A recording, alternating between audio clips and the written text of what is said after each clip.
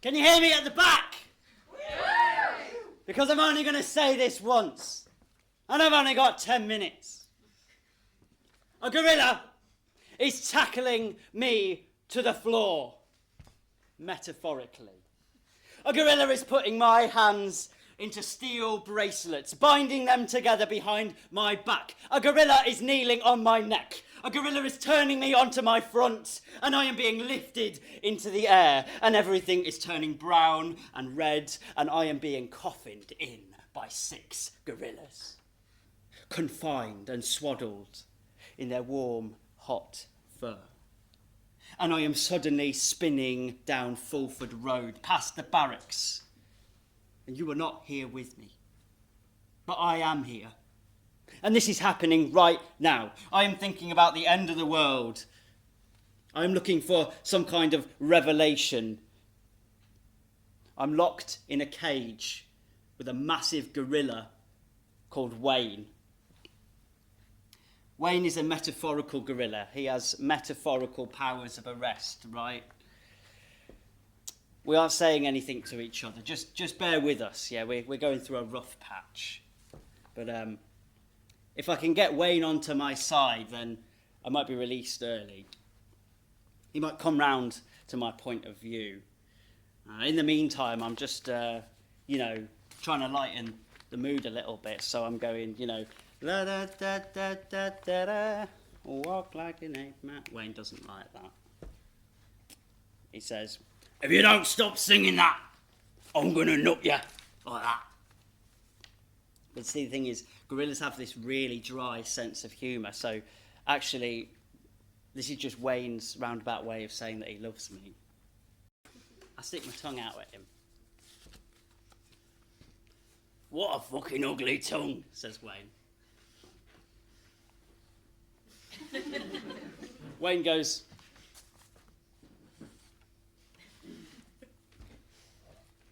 but the thing is that you're not here to share the joke with me. It's just me and humongous orangutangus constabularius. That's the scientific name for Wayne. See, if you were here, I wouldn't have to explain myself. I wouldn't have to knock on the door to the empty house that is Wayne's self-flagellating, painfully obedient skull. I wouldn't have to say, come on, Wayne, be free. Now he's spitting on the floor. Yeah, Wayne doesn't know nothing about freedom. Wayne's never been free and he never will be free. He gets out this grubby, screwed up form and he gets this little ballpoint pen. Did you know gorillas can read and write? I mean, not well. It's not their job. It's not their true purpose in life.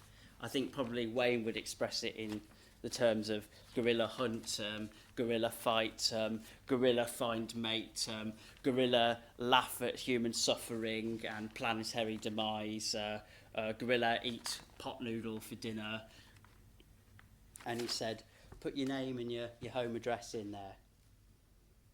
And then as I'm filling that out, he goes, listen, what I don't get is, why you lot don't just go about it all peaceful like? Why don't you lot just go about it all peaceful like? Because if you did it all peaceful like, I think we'd respect you a lot more. I think we'd respect your point of view a lot more, says Wayne. I say I was being peaceful. I was just sort of sat there with a sign and then there were sort of 6 of you and you sort of picked me up and you sort of turned me round and you sort of fractured my wrist. He says, well, the law's been set, mate. Then he picks his nose and he fucking eats it. That's right. Who said, ugh? That's what I said. Then I said to him, so let me just get this right in my head. So if I sit there with a sign, that's terrorism, right? Yeah? But then if someone goes and spray paints racial slurs on a Chinese takeaway in our city, that's just a few mithering words on the telly. Is that it? And he goes, look, I'm not here to discuss operational matters, all right? I just do what I'm told. I'd rather be at home playing me video games. So I say, oh, what video games do you play? He says, Grand Theft Auto. Isn't that the one with all the gun points? Yeah, but I like dangerous driving. I don't get to do it normally. Isn't that the one with all the gun violence? He goes, yeah, well, I just like the dangerous driving. We all do it at the station on a Thursday night. But it's only a game.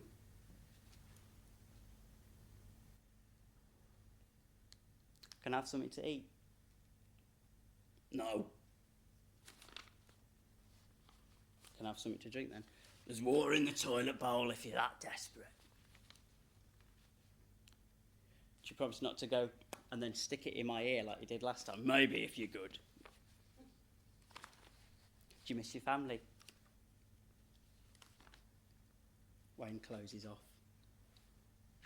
A gulf grows between us, in which there is neither noise nor an absence of noise. I mean, do you really think that grannies holding up placards are terrorists? He makes a noise which isn't quite a laugh. Oh, well, probably pulling a sickie next week anyway. Can't be fucked. I don't laugh. You must hate this, mate. Doesn't say anything. Gorilla does what boss tells him to do. Gorilla clocks up overtime. He's awarded time off in lieu. Gorilla does not make trouble. So now I'm saying, you know your brothers and sisters are dying. You know that? Yeah, I know, he says. So I'm saying, why don't you just leave here? What is the point? You don't even like it here. And he's looking at the ceiling like that. And this little tear is pooling in his crocodile eye. It's going down his face, you see. I'm saying to him, I think you know the answer. I'm saying to him, you know that the law that they make is bollocks. And I know that. We both know that, don't we, Wayne? We both know that. We know that it's bollocks. And the thing is, Wayne, I'm not going to agree to these bail conditions you've just given me. I'm not going to turn up to my probation appointments. And what I'm actually going to do, Wayne, is I'm going to rip up this piece of paper, although not actually, because I haven't learnt all the words. And Wayne says to me, nothing. Because what can he say? I look at him straight in the eyes. I'm daring him to rearrest me. See, if you were here, I wouldn't have done anything like that. He wouldn't have stared straight at the wall. His breathing going all shaky. I wouldn't have looked down that long, laminated, grey corridor. I wouldn't have seen the one bright light. I wouldn't have started to walk down it. He wouldn't have reached out his hand, taken mine in it. Yeah, we wouldn't have been spotless amidst a crescendo of thunder and rocks. She wouldn't have knocked on the door.